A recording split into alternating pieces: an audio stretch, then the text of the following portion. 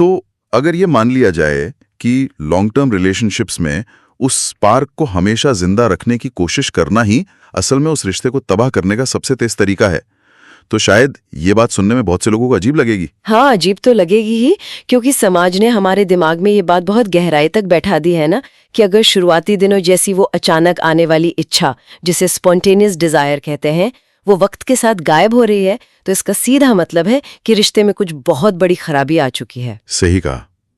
लोग मान लेते हैं कि अट्रैक्शन खत्म हो गया है या प्यार कम हो गया है, लेकिन जब हम इस पूरी चीज को इंसान की बायोलॉजी और न्यूरोसाइंस के लेंस से देखते हैं ना, तो पता चलता है कि ये धारणा एक बहुत बड़ा झूठ है। बिल्कुल, बड़ा झूठ है। और इसी सदियों पुरानी गलतफहमी को डॉक्टर एमिली नागोस्की की किताब come together, the science and art of creating lasting sexual connections पूरी तरह से चुनौती देती है। तो आज की इस गहरी चर्चा में हमारा मुख्य मकसद यही है। हम उस दबाव और झूठ से पर्दा उठाएंगे जिसे किताब में द डिजायर इम्पेरेटिव कहा गया है। हाँ, क्योंकि हमें ये समझना है कि एक मजबूत सेक्सुअल कनेक्शन उस स्पॉन्टेनियस डिजायर पर नहीं, बल्कि प्लेजर यानी आनंद और हमारे दिमाग के इमोशनल फ्लोर प्लान को समझने पर निर्भर करता है। ये कोई जादू नहीं है, बल्कि पूरी तरह से न्यूरोलॉजिकल मैकेनिज्म्स का खेल है। ये जो डिजायर इम्पेरेटिव का कॉन्सेप्ट है, मुझे लगता है यही सबसे बड़ी अड़चन है। मतलब एक ऐसी सोच जो ये तय करती है कि बिना किसी एफर्ट के अचानक से एक इच्छा पैदा होनी ही चाहिए। पर अगर हम न्यूरोसाइंस के नजरिए से देखें तो ये स्पॉन्टेनियस डिजायर असल में काम कैसे करती है और ये लंबे समय तक क्यों नहीं दिखती? देखिए, बायोलॉजिकल लेवल पर ना ये स्पॉन्टेनियस डिजायर बहुत ज्यादा एक्सपेंसिव होती है दिमाग के लिए। एक्सपेंसिव? या मतलब एनर्जी के हिसाब से? एग्जैक्टली। जब कोई रिश्ता नया होता है तो दिमाग में डोपामीन और नॉरेपेनेफ्रीन जैसे केमिकल्स की एक तरह से बाढ़ आ जाती है। ये एक सर्वाइवल और एवोल्यूशनरी मैकेनिज्म है। लेकिन कोई भी इंसानी दिमाग उस एक्सट्रीम एक्साइटमेंट को सालों तक सस्टेन नहीं कर सकता। अगर ऐसा हो तो इंसान का नर्वस सिस्टम ही बर्न आउट हो जाएगा। अरे बाप रे, मतलब दिमाग खुद ही उसको स्लो डाउन करता है। हाँ, इसीलिए साइंस साफ बताती है कि सेक्स की फ्रीक्वेंसी, नयापन या body shape long term satisfaction को तय नहीं करते। सबसे जरूरी चीजें हैं दोस्ती, एक दूसरे पे भरोसा और अपने रिश्ते के हिसाब से सही कॉन्टेक्स्ट या माहौल बनाना। तो यानी लॉन्ग टर्म कनेक्शंस में वो स्पॉन्टेनियस डिजायर की जगह रिस्पॉन्सिव डिजायर ले लेती है, जो अचानक नहीं आती बल्कि जब बॉडी प्लेजर या आनंद महसूस करती है तब उसके रिस्पॉन्स में पैदा होती है। सही पकड़ा, वो रिस्पॉन्स में ही आती है। ये बात उस पार्टी मेटाफर से बहुत अच्छे से जुड़ती है जिसका जिक्र सोर्स मटेरियल में किया गया है, जो मुझे बहुत दिलचस्प लगा। ओह हाँ, पार्टी मेटाफर वो बहुत एप्ट है सिचुएशन के लिए, है ना। मतलब मान लीजिए किसी बहुत करीबी दोस्त की पार्टी में जाने का वादा किया हुआ है, लेकिन जब पार्टी का दिन आता है तो इंसान ऑफिस के काम से थका होता है, बाहर हेवी ट्रैफिक होता है और तैयार होने का बिल्कुल मन नहीं करता। बिल्कुल, उस वक्त दिमाग में पार्टी में जाने की कोई डिजायर होती ही नहीं है। वही तो।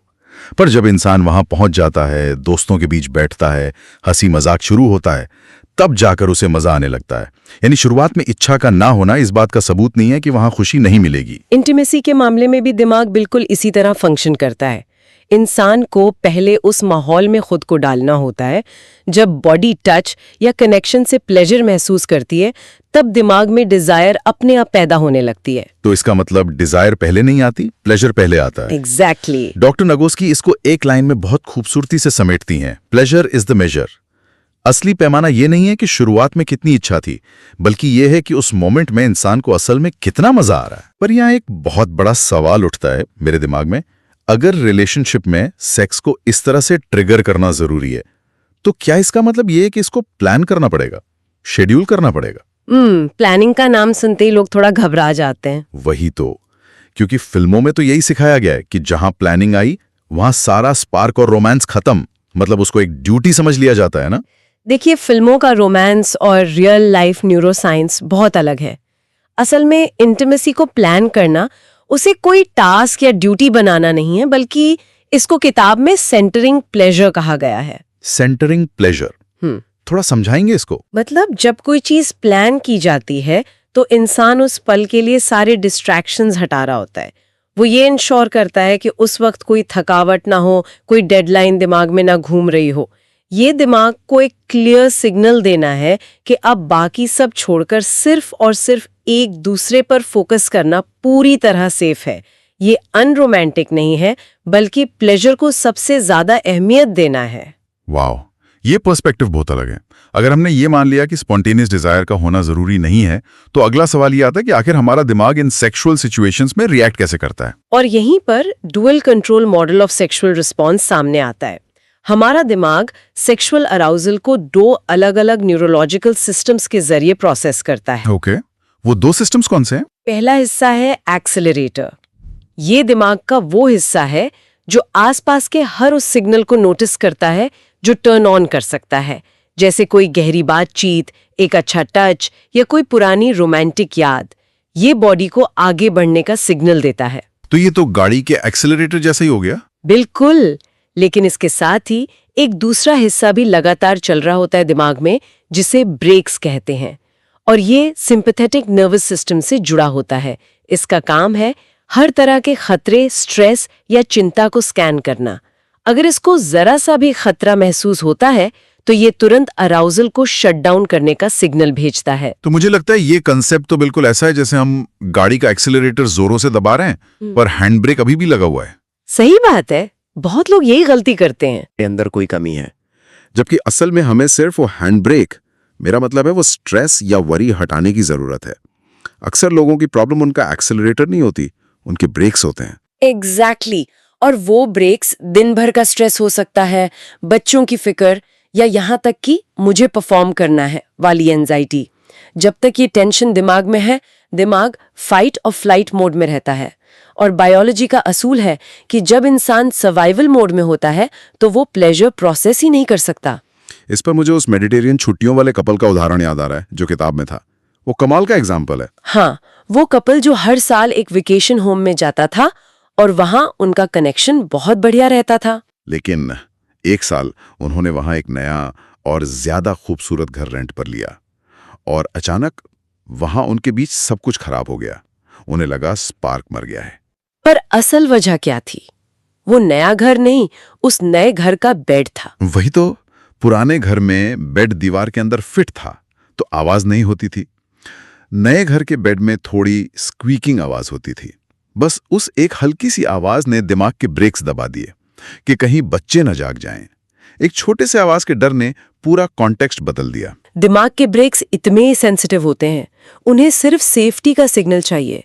इसीलिए हम कहते हैं कि कॉन्टेक्स्ट या माहौल सबसे ज्यादा मैटर करता है। तो अगर हैंड ब्रेक को हटाना इतना जरूरी है तो दिमाग को उस स्ट्रेस से निकालकर शांति की तरफ कैसे ले जाएं? दिमाग कोई स्विच तो है नहीं कि बंद कर दिया।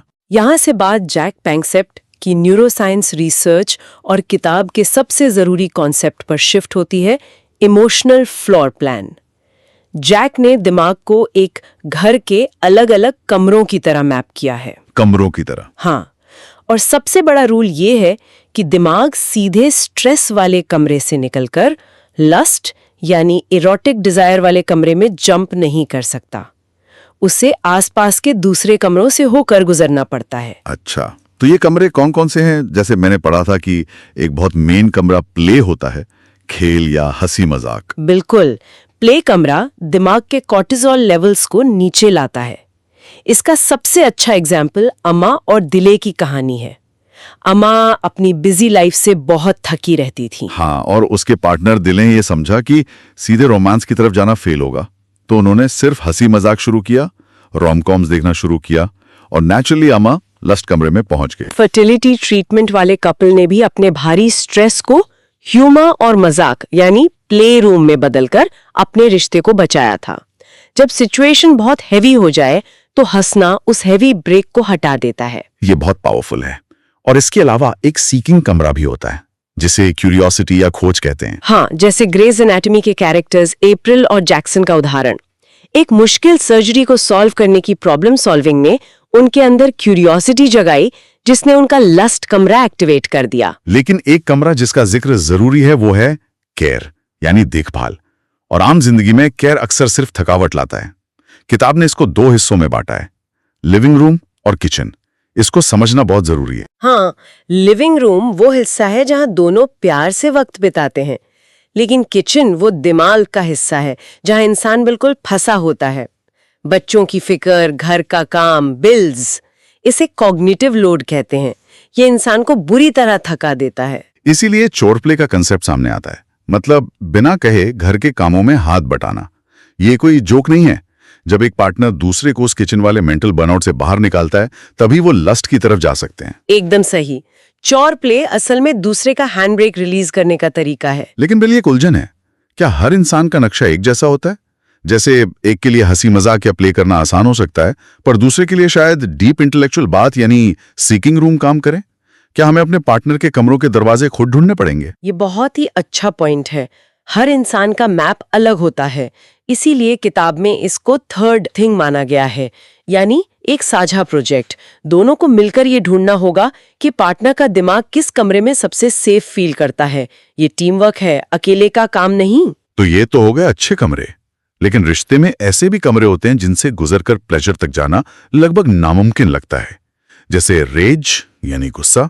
आजकल तो फिल्मों में एंग्री सेक्स को बहुत ग्लोरीफाई किया जाता है, पर मुझे लगता है रेज रूम दिमाग का वो टॉक्सिक जोन है जहां वार्निंग साइंस लगे हैं। बिल्कुल। किताब इस एंग्री सेक्स के कॉन्सेप्ट को सख्ती से नकारती है। गुस्सा एक ऐसी फीलिंग है जो किसी को डिस्ट्रॉय करने या खुद को बचाने के लिए आती है। जैसे फैक्ट्री में टॉक्सिक लीक हो जाए तो वहां काम नहीं करते, पहले लीक ठीक करते हैं। इसलिए गुस्से से सीधे लस्ट में जाना खतरनाक हो सकता है। हाँ, बिना किसी म्यूचुअल बाउंड्री के ये वायलेंस की तरफ जा सकता है। इसीलिए रेज रूम का एक ही सख्त नियम है, नो हैंड्स नो वर्ड्स। कोई टच, कोई बात नहीं, पहले सिस्टम को शांत होने दो। एक और मुश्किल कमरा फियर यानी डर का है, जो शायद पास्ट ट्रॉमा की वजह से दिमाग में एक ट्रैपडोर बना देता है, जहां एक अच्छा टच भी डर पैदा कर देता है। हाँ, जैसे बेटी डॉडसन की क्लाइंट सिंथिया की कहानी। उसे सिखाया गया कि जब प्लेजर बहुत इंटेंस लगे तो डर कर दूर भागने के बजाय उस इंटेंस फीलिंग को मीट करना चाहिए, उसे अपनाना चाहिए सेफ एनवायरनमेंट में। तभी वो डर का ट्रैपडोर बंद होता है। इनके अलावा कुछ बोनस स्पेसेस भी होते हैं ना दिमाग में। हाँ, एक है द थिंकिंग माइंड, जहां हम बस ओवर थिंक करते हैं, पास्ट या फ्यूचर में रहते हैं, प्रेजेंट में नहीं। और दूसरा है ऑब्जर्वेशनल डिस्टेंस, एक पहाड़ी की चोटी जैसा व्यू पॉइंट, जहां से हम अपनी फीलिंग्स को बिना जज किए दूर से देख सकते हैं कि हाँ, मैं गुस्से में हूं या मैं थकी हुई हूं। तो इस चर्चा को अगर समेटा जाए तो एक डीपली सैटिस्फाइंग कनेक्शन सिर्फ उस स्पॉन्टेनियस डिजायर का इंतजार करना नहीं है। ये प्लेजर पर फोकस करना, अपने ब्रेक्स को समझना और अपने इमोशनल फ्लोर प्लान को एक टीम की तरह नेविगेट करने के बारे में। बिल्कुल। जब दोनों एक दूसरे के आसपास वाले कमरों को समझ लेते हैं तो वहां स्ट्रेस की जगह कंपैशन आ जाता है। सुनने वालों के लिए आखिरी में एक सोचने पर मजबूर करने वाला विचार छोड़ना चाहूंगा। अगर हम अपने इमोशनल दिमाग को वाकई इस फ्लोर प्लान की तरह देखना सीख लें, तो सोचिए ये सिर्फ बेडरूम में ही नहीं बल्कि रोजमर्रा की जिंदगी में कितना काम आएगा। वही तो, ये लाइफ चेंजिंग हो सकता है। हाँ, अगली बार जब बहुत गुस्सा आए या ओवरथिंकिंग हो, तो शायद वहां खुद से लड़ने के बजाय शांति से, ऑब्जर्वेशनल डिस्टेंस से खुद को देखकर बगल वाले प्ले या सीकिंग कमरे का दरवाजा खोलने में ही असल चाबी मिल जाए। ये टेक्निक सिर्फ रिलेशनशिप्स नहीं, अपने खुद के दिमाग को मास्टर करने का रास्ता है। आज के इस विश्लेषण में बस इतना ही।